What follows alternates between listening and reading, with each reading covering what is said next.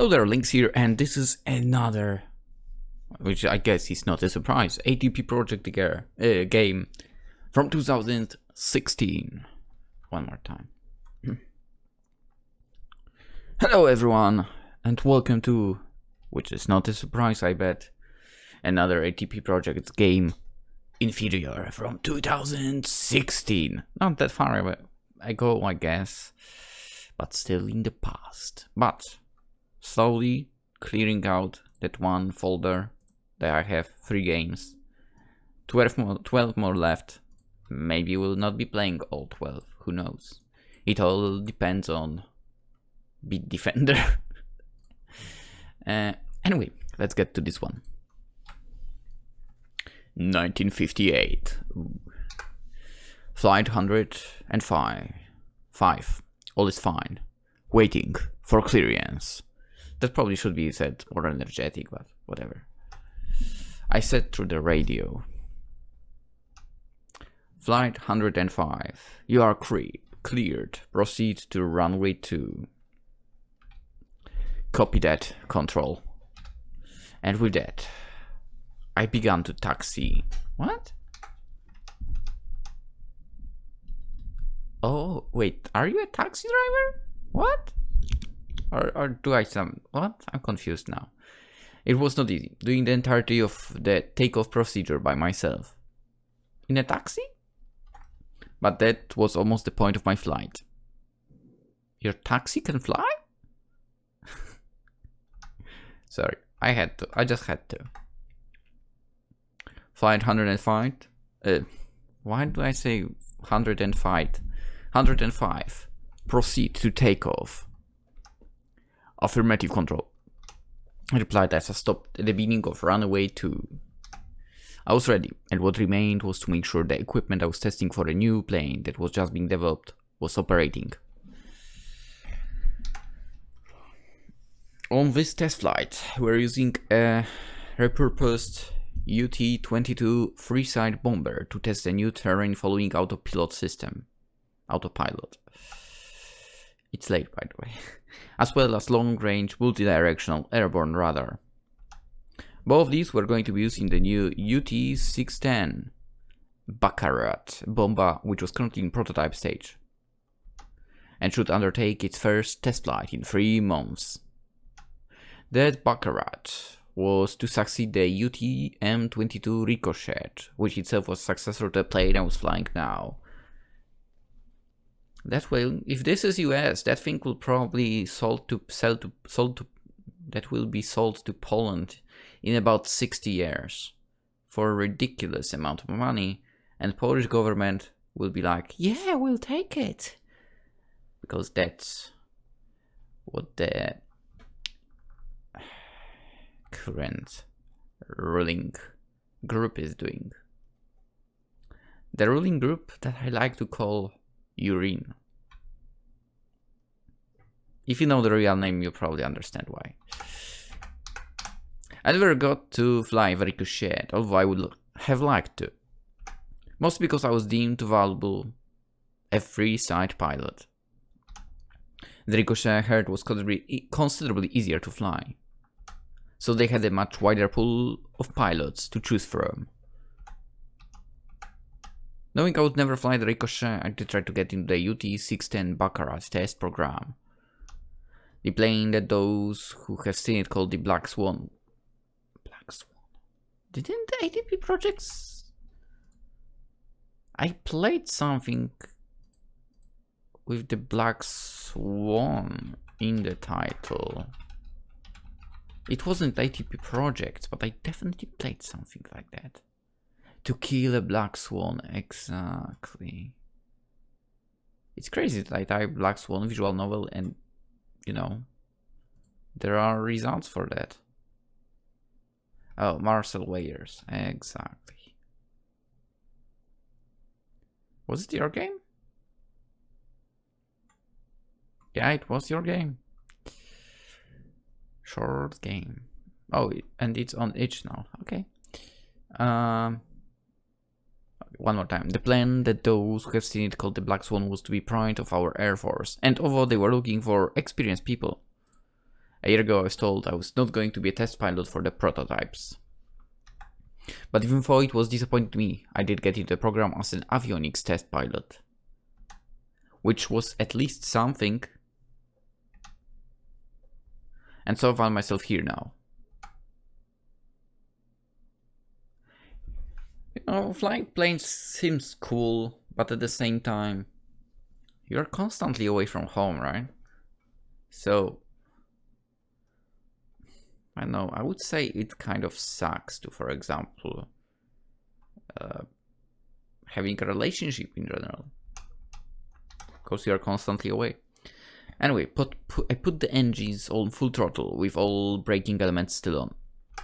Flight 105, taking off. I could barely hear my own voice, as the freeside was so loud. Oh, there is no sound in this game as well, I noticed now. Mostly because of the inefficient engines that were already a generation behind when the freeside was new. The design bureau's engine contractor didn't load the engines they needed fast enough. So early production models, such as this one, had to be fitted. With a modified version of the engines used in a supersonic bomber prototype the bureau developed earlier. All mainly because of political pressure on the design bureau. The bomber needed to be ready in time so that 6 of them would be able to make a flyby at the Great Military Parade. Interesting. It all worked out in the end with these engines. Wait.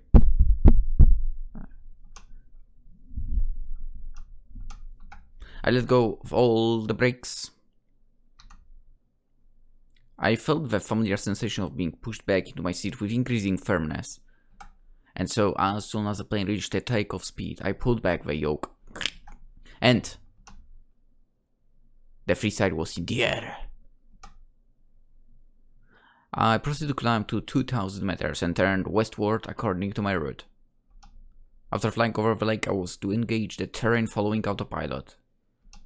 It all went well for 30 minutes to copy the terrain profile. Fused by staying low, using topography and low profile flight to avoid enemy radar signals.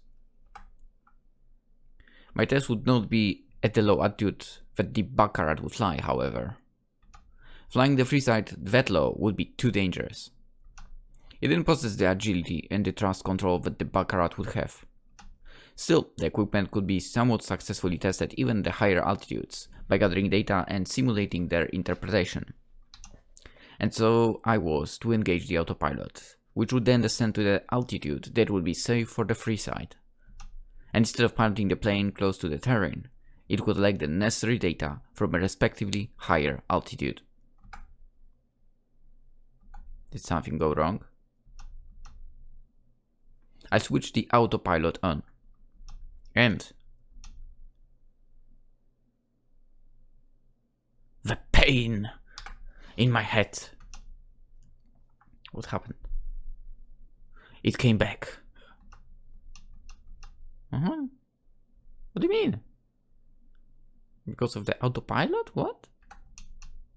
I'm so confused. I came to in cold sweat. The stinging pain in my head. I don't want to die, please. Okay. I assume that he might have bad experience when turning on the autopilot at some point, and maybe that's why. But it all turned black again.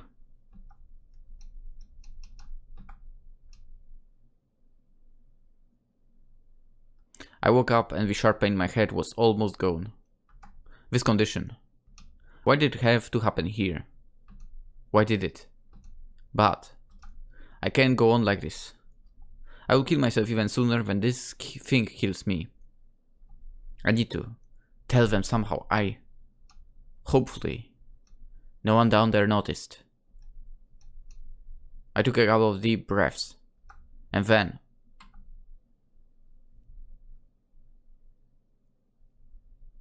beeping sound. I looked at the radar and the jolt went right through me. I was over enemy territory.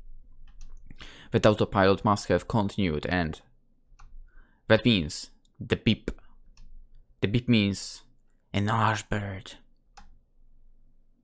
I immediately Immediately I jumped to the controls and started to pull up to turn the plane around.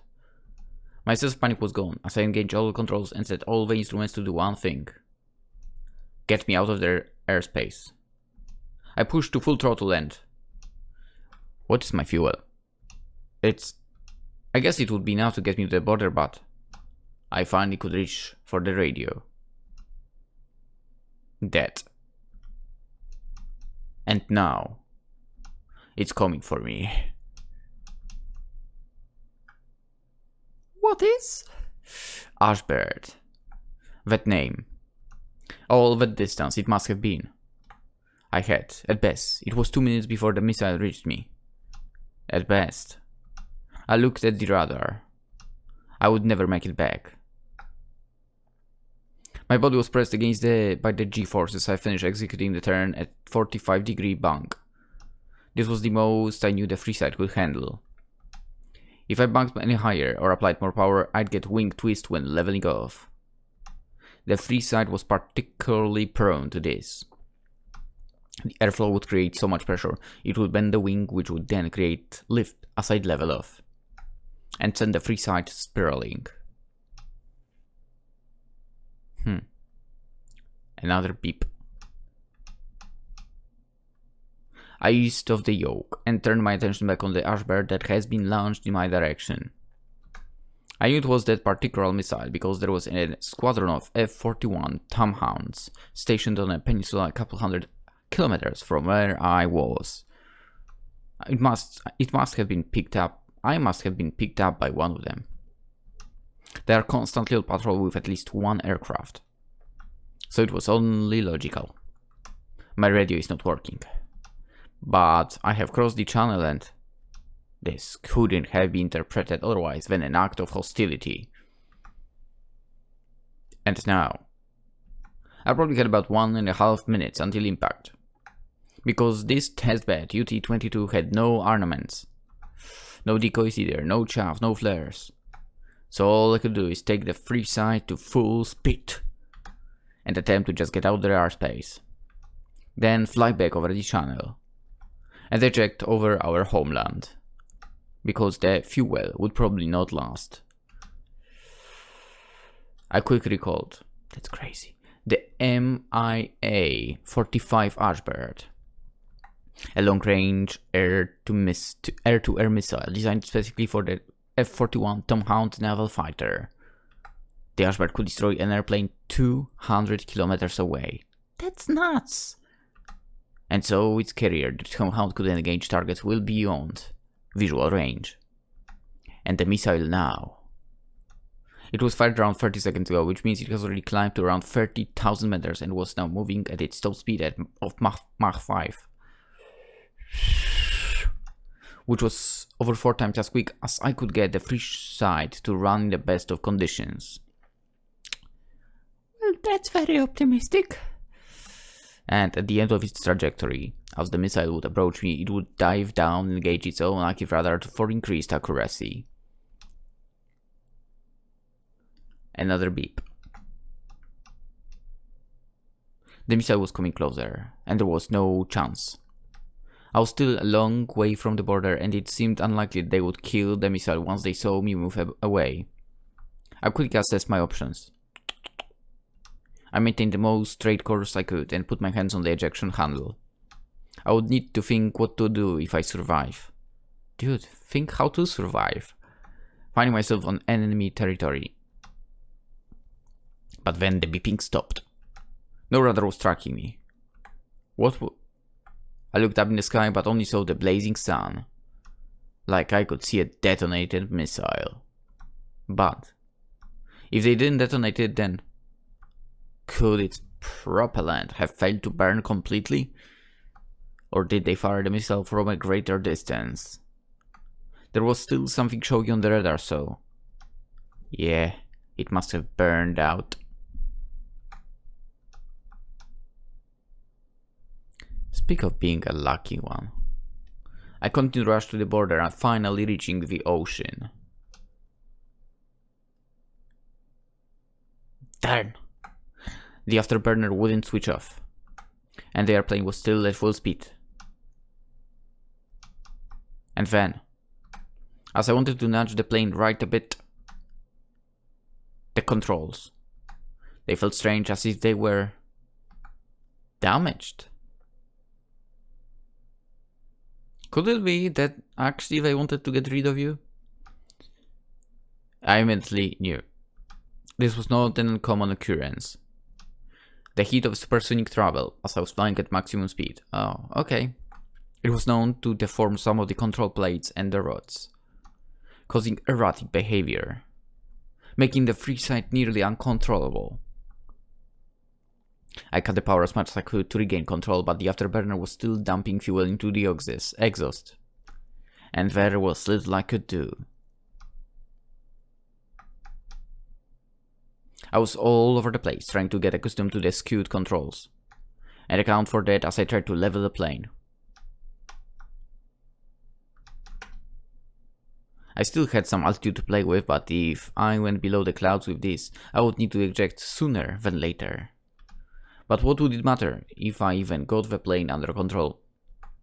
I probably wouldn't be able to reach that old airfield I was secretly hoping for landing on in time. Which meant... Wait. I felt... I was flying almost level again. I did it! And even though the free side was still swaying from side to side a little, it looked good. I was in control. And there it was.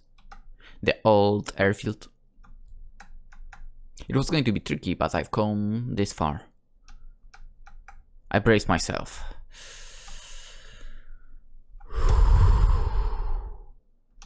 And I landed. Because I'm a professional. I sat there with the engines cut. I didn't know what to do. The radio was still dead, and though I suppose our radar stations would have picked me up, and they would send a crew, I knew I would have to give a full report and reveal my condition to them. Make it look like it was my first time, make them have me take a medical checkup, and then let them find what I already knew. I could still retire with honors, get a Hero of the Nation order, and maybe manage to see or do a thing or two before the inevitable. I strapped myself and stretched in the plane.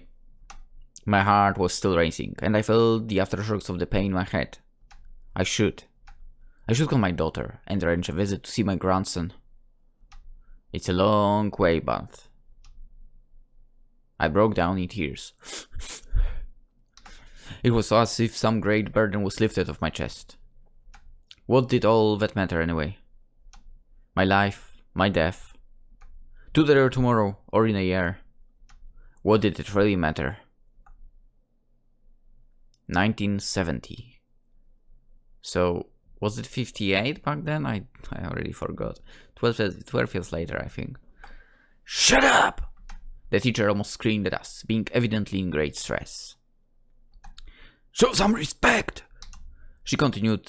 Oh, she. Right. Even though the most of us have toned it down by now, the auditorium was still buzzing. Not because of what was about to happen, though. We were 10 years old and only really thought about how great it was that we didn't have classes today.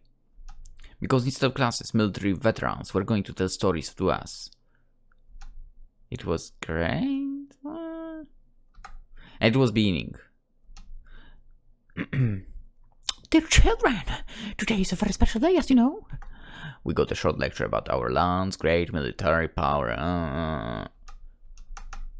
And now please welcome Hero of the Nation, Test Pilot, Alexander Ashev. Good morning, children. 1980. 10 years later, I was at the Aviation Academy, learning to fly at the UT-610 Baccarat bomber. Huh? All because of that story the man told us. How a meteorological anomaly caused his flight instruments to take him deep into enemy territory. And how he had maneuvered 2 enemy fighter jets and their missiles before returning home. Really? That would make you want to become wow. And how on his way home, he ran out of fuel and was flying his free side economically, using knowledge about the topography he was taught at the academy, before finally making a rough landing on an abandoned airfield. It was abandoned. Oh my god, seriously? I remember I was mesmerized. I begged my parents to give me money so I could buy a model kit of the UT-22 Freeside that he was flying. He said it was the best airplane in the world. A heavy bomber that could still fly faster than the speed of sound. And yet it was agile enough to outfly even the enemy's fighter jets. 1988. The last 8 years I have spent as a pilot of our bomber aircraft. I flew mostly scheduled maintenance flights and took part in the 2 field exercises over the years. Then I got discharged. 11 difficult years were to follow. 1999. Lynx is already in the land of the living. Fortunately or unfortunately. The news that Alexander Ashev died hit me very hard. He was a hero to me. I wish he could have told me the story that one time, the story he told us when we were children. I felt like being a hero of the nation. It must have meant so much.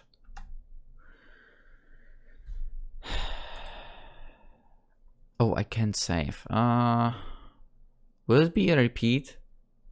Yeah, let's just say the end. Why would we repeat the same thing?